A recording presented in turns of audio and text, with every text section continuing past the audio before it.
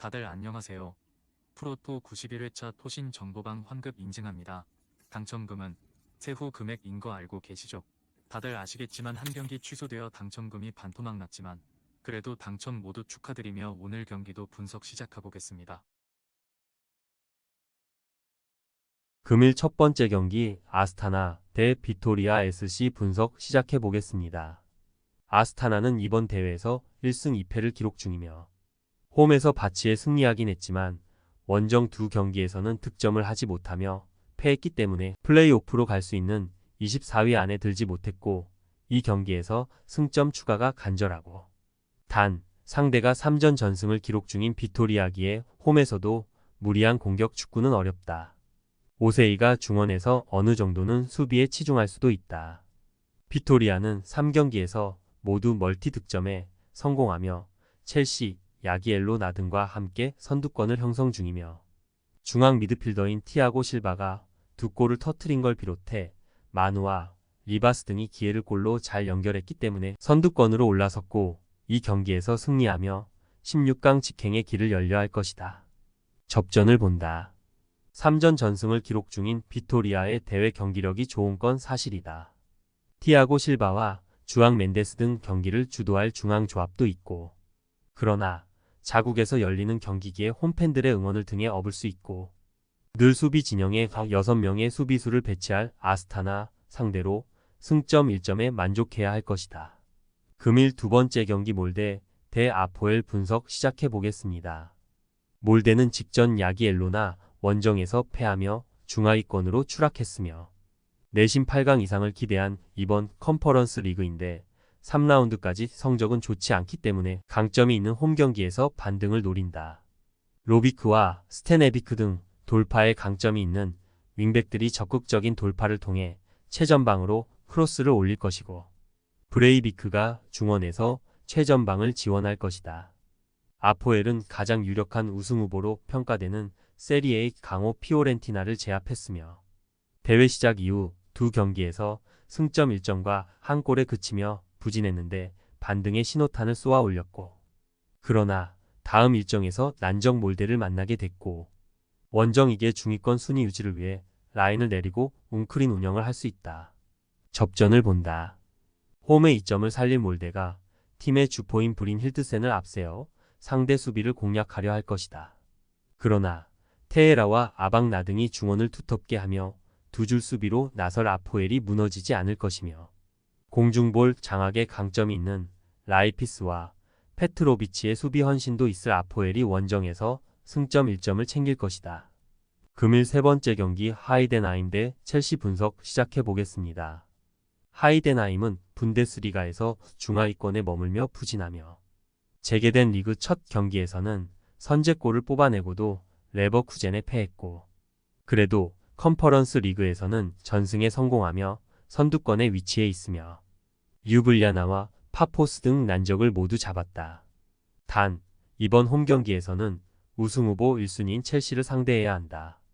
홈이지만 무리한 운영보다는 중원을 두텁게 하며 강팀과 맞설 것이다. 첼시는 3경기에서 16골을 뽑아내는 엄청난 화력으로 선두를 질주 중이다.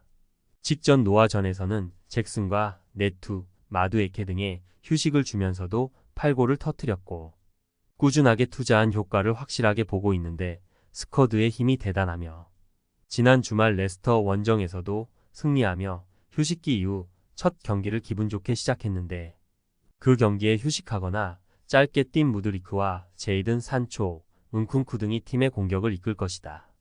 첼시의 승리를 본다. 쇼프너와 얀 말로니 등 홈팀의 중앙 미드필더들은 상대의 중원 침투를 저지하며 수비 라인을 보호할 수 있다. 그러나 첼시는 수비적인 팀 상대에 강점이 있으며 무드리크와 은쿤쿠, 산초 등이 측면과 최전방을 오가며 홈팀의 수비를 공략할 첼시가 전력 차이를 결과로 나타낼 것이다. 금일 네 번째 경기 세르브리에 대 하츠 분석 시작해 보겠습니다. 브리에는 비킹기르에 패하긴 했지만 린츠 원정에서 승점을 따내며 중위권을 지키고 있고 자국인 벨기에 리그에서는 하위권에 처져 있지만 컨퍼런스 리그에서는 분전 중이며 이 경기에는 장크트 갈렌전에서 해트트릭을 기록한 스트라이커 덴키가 징계로 빠지는 악재가 있지만 민다와 리타르트 등이 공백을 메울 수 있다. 하츠 역시 부진한 스코틀랜드 리그와 달리 컨퍼런스 리그에서는 3경기에서 승점 6점을 따내며 선전 중이며 비록 직전 홈경기에서 분데스리가 강호인 하이덴하임에 패하긴 했지만 분위기는 나쁘지 않고 단 이 경기는 원정에 어려움이 있기에 공격 일변도로 나서지 못할 것이다. 불의의 승리를 본다. 덴키의 결장은 아쉽지만 그를 대신해 공격 상황을 이끌 알람 민다는 충분히 해결할 능력이 있는 선수다. 또 그들이 잘하는 홈경기라는 점도 감안해야 한다. 프란시스와 반더 브리겐의 중원 지원도 기대되는 브리에가 승점 3점을 추가할 것이다. 금일 5번째 경기 더 뉴세인츠 대 유르고르덴 분석 시작해 보겠습니다. 뉴세인츠는 1승 2패를 기록하며 중하위권에 처져 있으며 아스타나 상대로 홈에서 기분 좋은 승리를 거뒀지만 원정에서는 연패를 당했기 때문에 그나마 잘하는 홈 경기에서 연승하며 위로 올라가려 할 것이며 데니얼스와 레오 스미스 등 중앙 미드필더들이 최대한 라인을 올리며 공격적으로 경기를 운영할 것이다. 유르고르덴은 파나시나이코스를 잡고 대회 첫 승을 신고했으며 린츠와 비토리아 등 강팀 상대로 승점 1점에 그쳤었는데 이제 상위권 진입으로 노린다. 원정이지만 할만한 상대인 뉴세인츠를 상대하기에 굳이 라인을 내리진 않을 것으로 보인다.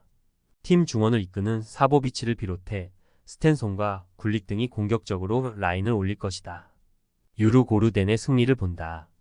뉴세인츠가 중원의 공격 가담을 늘리며 유르고르덴 상대로 승리를 노리겠지만 최전방에서 상대 수비를 확실하게 넘어설 선수는 보이지 않는다.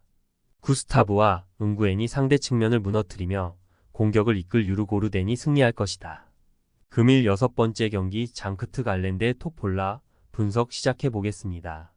장크트 갈렌은 란 원정에서 대회 첫 승을 신고했으며 강력한 우승 후보인 피오렌티나에 패하며 연패를 당했기에 의미가 있는 승리였고 최전방 공격수로 나선 게블레스의 골이 터지진 않았지만 게르틀러가 경기 내내 중원을 책임지며 중요한 골을 넣었으며 그리고 강점이 있는 홈 경기를 통해 대회 연승에 도전한다. 토마와 게블레스 등이 문전 침투로 골을 노릴 것이다. 바츠 역시 컨퍼런스 리그 3차전에서 첫 승을 기록했으며 레기아와 아스타나 상대로 연패했지만 스위스 팀인 루가노 상대로 승리했고 최전방 공격수로 나선 밀로스 판토비치가 존재감 있는 모습을 보여주며 멀티골을 사냥했고 스타니치가 경기를 지배했으며 그러나 여전히 하위권에 처져 있기에 연승이 필요하다. 장크트 갈렌의 승리를 본다. 바츠가 홈에서 루가노 상대로 승리하긴 했지만 리그에서도 홈을 떠나면 경기력 저하가 큰 팀이다. 스타니치를 지원할 확실한 중앙 미드필더도 부족하고 게르틀러의 중원 장악 속에 기회를 볼 것이고 토마와 게블레스가 기회를 노릴 장크트 갈렌이 승리할 것이다. 토신 최종 조합은 영상 아래 고정 댓글로 말 걸어주시면 토신 정보방에서 무료로 공유해드립니다. 제발 손해보면서 토토하지 말고 다같이 웃으면서 즐겁게 베팅합시다. 함께 하실 분들은 부담 갖지 마시고 편하게 말 걸어주세요.